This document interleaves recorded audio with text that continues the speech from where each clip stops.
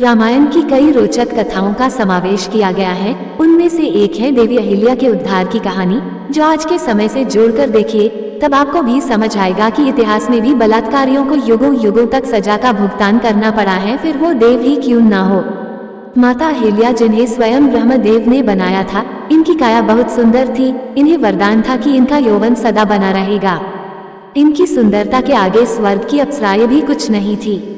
इन्हें पाने की सभी देवताओं की इच्छा थी। यह ब्रह्मा जी की मानस पुत्री थी, अतः ब्रह्मदेव ने एक परीक्षा रखी, जिसकी शर्त थी जो भी परीक्षा का विजेता होगा उसी से अहिल्या का विवाह होगा। अंत में यह परीक्षा महर्षि गौतम ने जीती और विधि पूर्वक अहिल्या से विवाह किया। अहिल्या की सुंदरता पर स्वयं इंद्रदेव मोहित थे और एक दिन वो प्रेमवासना कामना के साथ अहिल्या से मिलने पृथ्वी लोक आए। लेकिन गौतम ऋषि के होते यह संभव नहीं था। तब इंद्र एवं चंद्रदेव ने एक युक्ति निकाली। महर्षि गौतम ब्रह्म काल में गंगा स्नान करते थे। इसी बात का लाभ उठाते हुए इंद्र और चंद्र ने अपनी मायावी विद्या का प्रयोग किया और चंद्र ने अर्धरात्रि को मुर्गे की बांध दी, जिससे महर्षि गौतम भ्रमित हो गए और अर्धरात्रि को ब्रह्म काल समझ गंगा तट स्नान के लिए निकल पड़े। महर्षि के जाते ही इंद्र ने महर्षि गौतम का वेश धारण कर कुटिया में प्रवेश किया और चंद्र ने बाहर रहकर कुटिया की पहरेदारी की। दूसरी तरफ जब गौतम गंगा घाट पहुंचे, तब उन्हें कुछ अलग आभास हुआ और उन्हें समय पर संदेह हुआ। तब गंगा मैया ने प्रकट होकर गौतम ऋषि को बताया कि यह इंद्र का रचा माया जाल है। वो अपनी गलत नियत लिए अहिल्या के साथ कुकृत्य की लालसा से पृथ्वी लोक पर आया है। यह सुनते ही गौतम ऋषि क्रोध में भर गए और तेजी से कुटिया की तरफ लौटे। उन्होंने चंद्र को पहरेदारी करते देखा तो उसे शाप दिया, उस पर हमेशा राहु की कुदृष्टि रहेगी, और उस पर अपना कमंडल मारा। तभी से चंद्र पर दाग हैं। उधर इंद्र को भी महर्षि के वापस आने का आभास हो गया और वो भागने लगे। गौतम ऋषि ने उसे भी श्राप दिया और उसे नपुंसक होने एवं अखंड भाग होने का शाप दिया। साथ ही यह भी कहा कि कभी इंद्र को सम्मान की नजरों से नहीं देखा जाएगा और न ही उसकी पूजा होगी। और आज तक इंद्र को कभी सम्मान प्राप्त नहीं हुआ।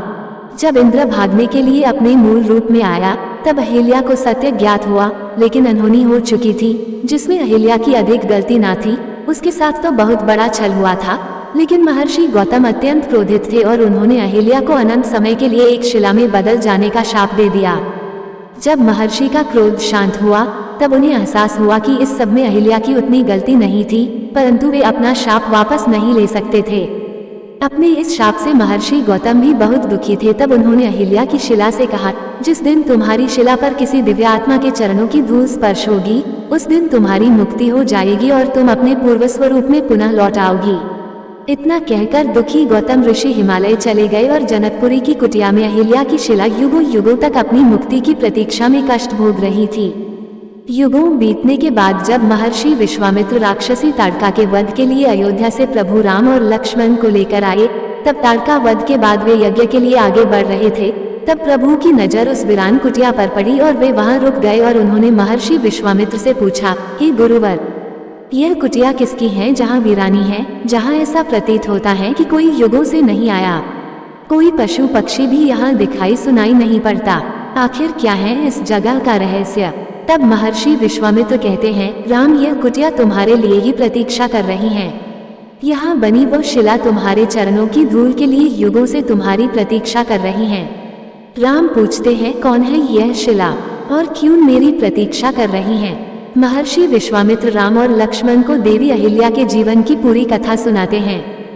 कथा सुनने के बाद राम अपने चरणों से शिला पर स्पर्श करते हैं और देखते ही देखते वह शिला एक सुंदर स्त्री में बदल जाती है और प्रभु राम का वंदन करती हैं। देवी अहिल्या राम से निवेदन करती हैं कि वो चाहती हैं उनके स्वामी महर्षि गौतम उन्हें क्षमा कर उन्हें पुनः अपने जीवन में स्थान दे। प्रभु राम अहिल्या से कहते हैं, देवी, आपकी इसमें लेश मात्र भी गलती ना थी और महर्षि गौतम भी अब आपसे क्रोधित नहीं है, अपितु वो भी दुखी हैं। अहिल्या के अपने स्वरूप में आते ही कुटिया में बाहर आ जाती हैं और पुनः पंछी चहचहाने लगते हैं। इस तरह प्रभु राम देवी अहिल्या का उद्धार करते हैं और आगे बढ़ते हुए जनक कन्या सीता के स्वयंवर का हिस्सा बनते हैं। बोलो सियापति रामचंद्र की जय।